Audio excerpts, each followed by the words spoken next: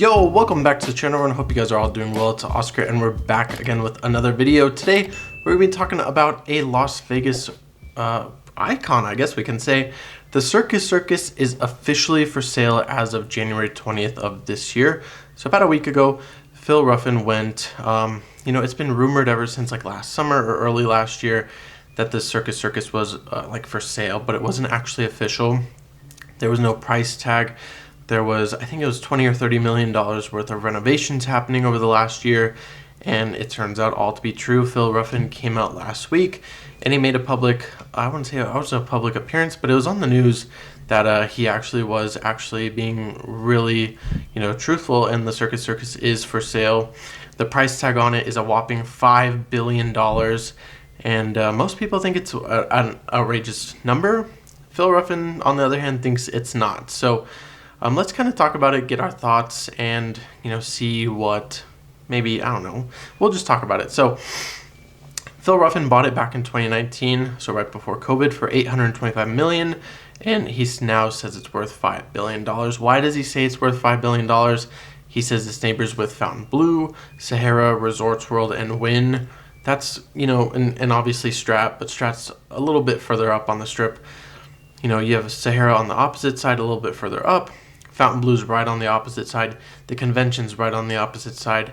Resorts World is right next to it, and then Wynn is on the opposite side, a little bit down. Phil Ruffin says it's the best piece of land on the West Coast. You have the highway, the Sahara, 2,000 feet of strip, and it's the last, official strip property with 102 acres of land on the whole property itself. He says you could almost build a city on it, which it's true. Circus Circus, the property that it sits on, is absolutely huge.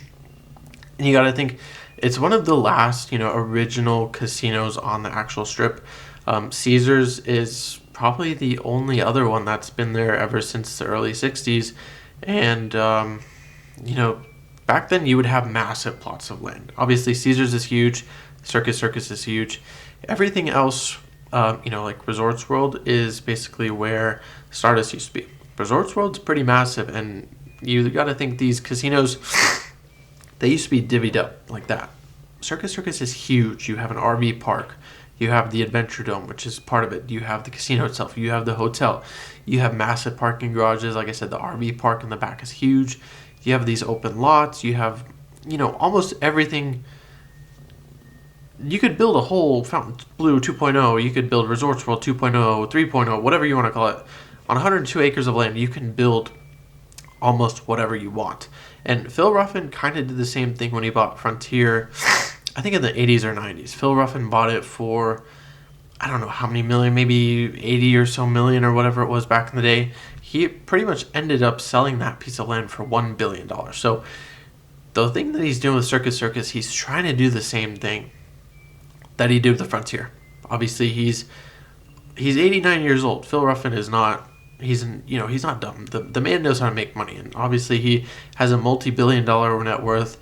He has owned casinos. He owns Treasure Island currently. That's why he bought Circus Circus in 19. He made renovations. He got new chips. Everybody loved the new chips. Those are great, by the way.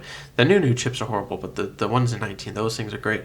But Phil Ruffin definitely knows what he's doing when it comes to casinos, when it comes to making money, and he owns the Circus Circus. Like I said, he owns Treasure Island. He has a 50% share in the Trump International Hotel, which is a little bit off strip, but it's still, you just drive off the strip, you're right there. He's friends with Trump. The man knows how to make money. But part of that, within the last year or year and a half, Circus Circus, Slots of Fun recently opened, which is, Slots of Fun used to be its own casino, right in front, kind of off to the side of Circus Circus. They recently opened. They have $2 beers, $2 hot dogs, $2 popcorn. I believe they have that inside Circus Circus as well. But Slots of Fun used to be, dead, and now it's revived. People love to go there. They gamble. Slots of Fun is part of Circus Circus. It's like its little sister casino, right on the edge of the strip, or right on the boulevard. So that's that. Circus Circus opened in 1968. It was famous for its trapeze acts.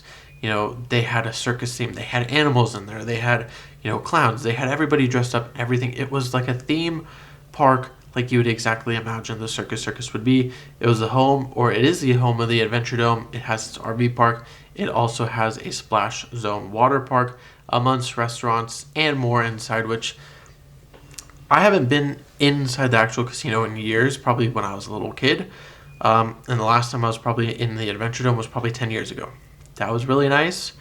Obviously, they made upgrades. They've added rides. They continuously add rides and so on and so forth. But to drop $20-30 million in renovations in the last year, to make it, better, make it hopefully, intriguing to a new buyer is definitely something you want to do when you want to sell the property, especially when you buy it for $825 million, sit on it for a few years, and you put it up for sale for $5 billion.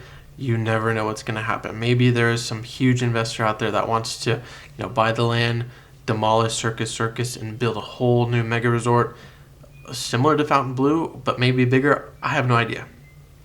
All I know is that, Circus Circus might be the last family-orientated, low, cheap cost. I've seen room prices, and I just watched the video. There's room prices for sometimes under $20 a week or $20 a night on weeks or weekends. So it might be the last cheapest spot on the Vegas Strip for somebody to stay, the last fully casino-themed place on the Strip, because everything just seems to be modernizing. There's not themes anymore. And like me and Renee talked on the Side Bet podcast, you guys can watch that in the corner. The Stations casinos are really ramping towards the family-oriented stuff with bowling, food courts, and everything like that. You can take the whole family inside a Stations casino and have tons of fun. You have tons of things to do. These Strip casinos, they're more orientated towards people that just want to come for the weekend, have fun, more adult stuff, and there's not really these, the family themes and themes in general are just they're escaping the Strip. Stations is almost taking care of that, and the Strip's almost becoming like more adult-like. So we'll definitely see what happens with the Circus Circus here in the next year. Never know, you might have some mega investor come and buy it for the $5 billion. Phil Ruffin might be out of the game. I might just have Treasure Island and 50% share of Trump. But that will only be told when the time comes. So hopefully you guys enjoyed this quick little video. If you did, please drop a like. If you have any comments, put those down below. If you're new, please consider subscribing. Share the video with your friends and families. And I'll see you guys in the next one. Peace.